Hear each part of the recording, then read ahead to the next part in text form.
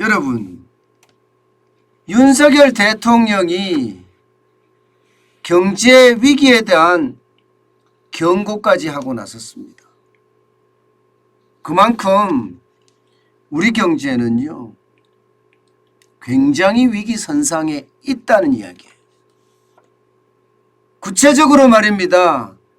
윤석열 대통령은 경제위기 태풍이 마당까지 몰려왔다 이렇게 이야기했습니다.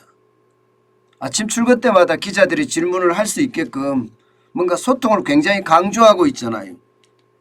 그때 기자들의 질문에 여러분은 지금 집 창문이 흔들리고 마당의 나뭇가지가 흔들리는 것을 느끼지 못하나요? 지금 당장 정당의 정치적 승리를 입에 담을 상황이 아니다. 그만큼 경제가 문제다. 선거의 승리가 문제가 아니라 민생경제 위기를 해결하는 것이 더 시급하다. 이렇게 생각하고 있는 것으로 풀이됩니다. 저는 대통령이 현실의 경제 위기를 꿰고 있다는 사실은요, 사실 그 전에 어떤 대통령보다가 저는 잘 인식하고 있다 이렇게 생각이 듭니다. 구체적으로 내용을 든 것도 보면 말입니다.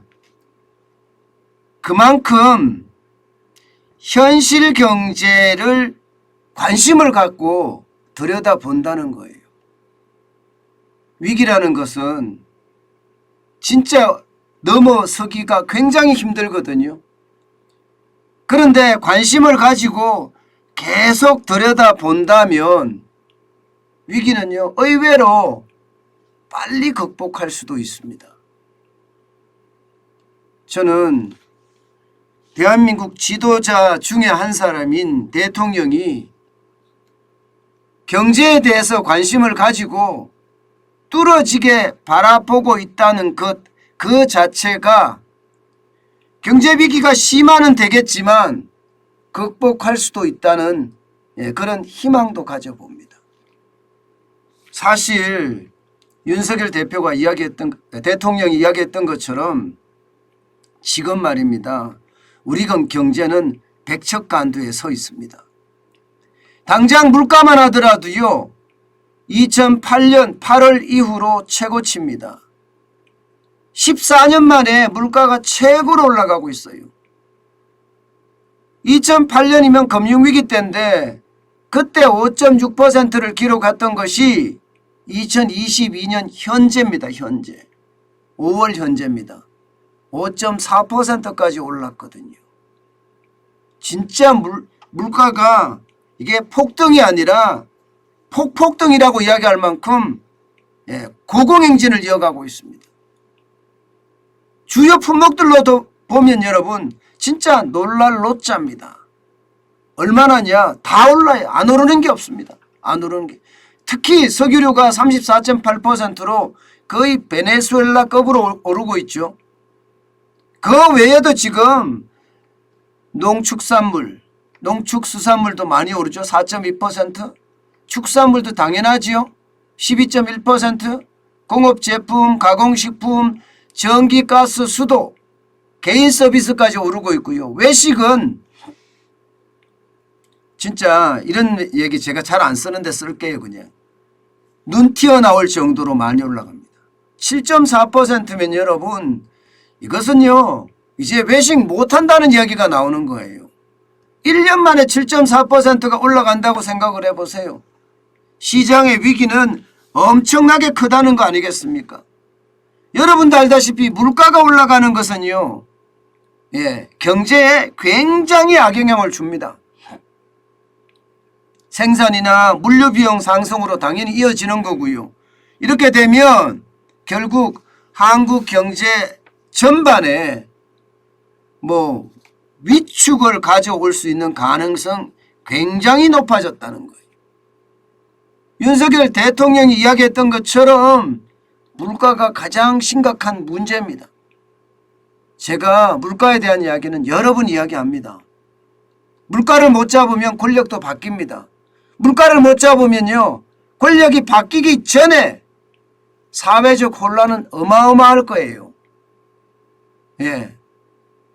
일자리를 못 만드는 것은요, 일자리가 필요한 사람들 그 일부의 불만이지만 물가를 못 잡는 것은요, 전 국민의 불만을 살 수가 있어요. 그렇기 때문에 저는 물가를 잡기에 총력을 다해야 된다고 생각을 하고요. 게다가 공급발 물가잖아요. 지금 쉽게 말하면 원자재 가격, 수입 물가가 지금 엄청 올라가는 거기 때문에 이게 통제 불능의 변수가 굉장히 많습니다. 때문에 말입니다. 정부가 진정으로 노력하는 모습 있는 그대로 보여줘야 합니다.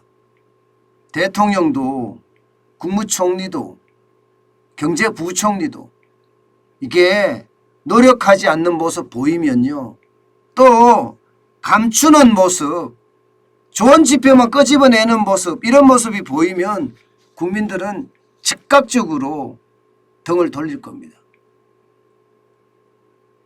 물가를 잡는 노력을 뭐 기업의 비용을 낮춰준다든가 관세를 낮춰준다든가 부가세를 낮춰준다든가 시골에도 마찬가지예요.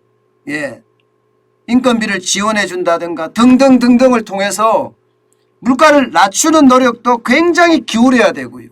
그러면서 경기가 가라앉지 않게 지금 그 어느 때보다 신경을 바짝 쏟아야 돼요. 왜냐하면 물가가 올라가면 금리 인상을 하거든요. 물가가 올라가면 금리 인상을 하면 금리를 올릴 수밖에 없는데 그러면 경기 침체가 오거든요. 이게 스태그플레이션인데 그런 조짐 지금 많이 보이거든요. 자, 여러분 이 지표 한번 보세요. 전산업 생산지수 또 0.7%까지 마이너스로 떨어졌습니다.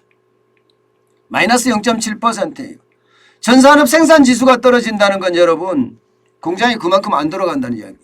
산업 현장이 빌빌거린다는 이야기예요. 예. 지금 여러분 보시다시피 2022년 1월 마이너스 0.3이었거든요. 2월에도 마이너스 0.2였습니다. 두 달 연속 마이너스를 기록한 다음에 3월 달에는 그나마 1.5%로 올라섰지만 4월 달에 다시 마이너스 0.7입니다. 이 숫자를 봤을 때는요, 공장의 가동률이 뚝뚝 떨어지고 공장이 제대로 힘을 펴지 못한다는 뜻입니다. 어디 그뿐입니까 여러분? 소매는요.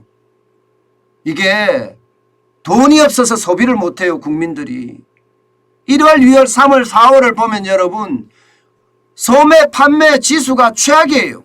1월 달에 마이너스 1.9%고요. 2월 달은 플러스 0.1% 정도에 그쳤고요. 3월 달에 다시 마이너스 0.5%, 4월 달에도 마이너스 0.2%. 저는 여기에 사실은 굉장히 충격을 받았습니다. 4월 달에 마이너스 2%, 마이너스 0.2%라는 것은요. 여러분 알다시피 1차 추경 16조 9천억 원을 뿌렸거든요. 뿌렸는데도 이게 소매 판매가 이렇게까지 안 일어난다는 것이 심각한 이야기입니다. 그러면 5월은 어떻게 될까요? 5월도 소매 판매가 장난 아닙니다. 물론 1차 추경을 뿌렸기 때문에 5월에도 영향을 미쳐서 약간은 올라갈 수 있을 거라고 생각은 들지만 이게 소매 판매가 안 되면 소비가 위축된다는 거거든요.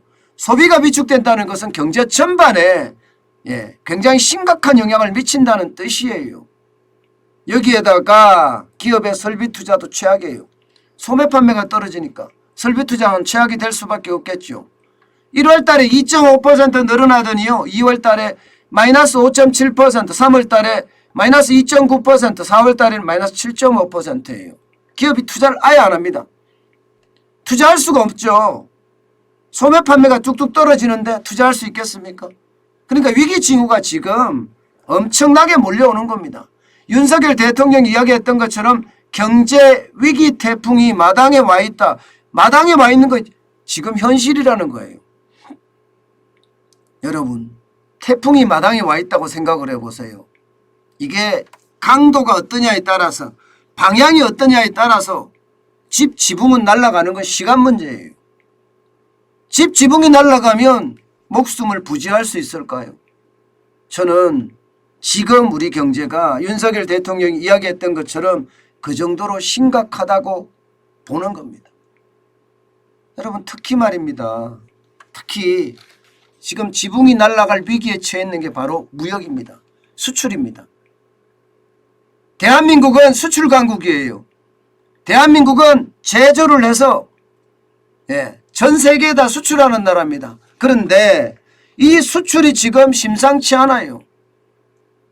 게다가 말입니다. 이게 관세청에서 발표하는 지표가 또 틀리기도 했습니다. 마치 말입니다. 이게 여러분 1월달 건 또 나타내지도 않았어요. 1월달 거는요. 1월달 거는 47억 6천만 달러인가요? 마이너스입니다. 마이너스. 나타내도 안 하고요. 이걸 보기에는 이제 2달 연속 나빠졌구나 이렇게 생각하거든요. 그게 아니거든요. 수출은 12월부터 시작해서 1월 계속 나빠졌고요. 2월도 8억 9천만 원인데 갑자기 9억으로 달라졌고요. 3월은 적자 났었거든요. 분명히 관세청에서는요. 1억 2천만 달러의 적자였는데 3월에 2억 1천만 달러 흑자로 바뀌었습니다. 이게 충분한 설명이 있어야 됩니다. 지표가 잘못됐다는 이야기로 그냥 넘어가서는 안 돼요. 왜냐하면 이게 3월이 적자였다고 가정을 했을 때 3, 4, 5월 3개월 연속 적자가 나거든요. 3개월 연속 적자라는 것은요. 우리 무역 역사상 거의 드문 일이 됩니다. 그만큼 경제가 위험해졌다는 이야기예요. 그런데 이 지표를 보면 이제 위험에 가까워지고 있다 이렇게 느껴지거든요. 이미 위험에 지금 쌓여 있는데. 그래서 산업통상자원부에 어떤 보도자료를 내는 사람들 또 좋은 지표만 끌어내든가 그렇지 않으면 마사지를 하지 않느냐 이런 의심이 조금은 듭니다. 물론 전체적으로는 마이너스가 되는 걸 보여주는 것은 사실이니까 그 정도 충격은 아니겠다 이렇게 생각은 하지만 어쨌든 태풍은 마당에 와 있고요. 수출이라는 건 적자가 나고 있으니 지붕까지 날릴 판입니다. 지금. 이대로 가면 우리 경제 진짜 최악이 된다는 거 윤석열 대통령도 인식하고 있다는 자체가 저는 다행이다고 생각이 듭니다. 이대로 가면 여러분 최악이 옵니다. 제가 늘 최악의 시나리오가 스태그플레이션이라고 이야기하는데요. 스태그플레이션이라는 게 여러분도 알다시피 물가를 잡으려고 금리를 올리면 경기가 얼어붙고 경기를 부추기려고 금리를 내리면 물가가 더 뛰어오르고 이게 어떡하지 못하는 상황을 스태그플레이션이라고 이야기해요. 스태그플레이션에 걸리면요. 경제는요. 진짜 곤두박질 칩니다. 아직까지는 스태그플레이션의 초입이라고 이야기하고 있으니까 그나마 다행이다 이렇게 이야기하고 있지만 여러분 결국 말입니다. 저성장의 고물가의 골은 점점 깊어질 가능성이 있다 이렇게 읽힙니다. 다행히 기업이 투자를 한다고 해서 2.7%의 저성장이 좀 고성장으로 올라갈 수도 있겠죠. 물가는 성장만 받쳐주면요. 물가는 좀 올라가더라도 이게 힘이 날 수 있습니다. 그런데 성장이 받쳐주지 못하면 이것은 결국 스태그플레이션이라는 최악의 상황으로도 몰릴 수가 있다는 겁니다. 저는 이게 결국 그 어느 때보다 충격을 줄 수 있다는 이야기예요. 기업들이 지금 1070조, 1100조 가까이 지금 5년간 투자하겠다고 했죠. 이게 쇼가 아니길 빕니다. 만약에 이게 쇼였다. 그러면 우리 경제의 어떤 근간이 흔들흔들할 거예요. 저는 정부가 기업들이 실제 발표한 것을 이행하고 있는지 없는지 하나하나 차근차근 확인해야 됩니다. 여러분 롯데 보세요. 부산의 롯데 타워 105층까지 짓기로 했었어요. 그런데 결국은요 65층으로 합의 봤다고 하잖아요. 65층으로. 롯데 같은 그런 거짓말쟁이 그런 일이 만약에 벌어지잖아요. 지금 대기업들이 권력이 무서워서 눈치 보면서 만약에 그런 안을 냈다면 그런 쇼를 하고 있다면 이것은 우리 경제에 치명상을 입힐 수도 있습니다.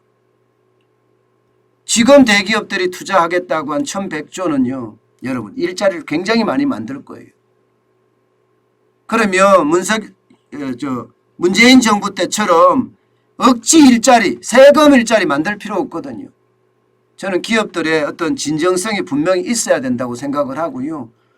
이것은 윤석열 정부에서도 일일이 어떻게 투자하는지 챙겨야 됩니다. 그래야지만 이 성장률을 높일 수 있거든요. 성장률을 높이면 그나마 좀 다행이 될 겁니다.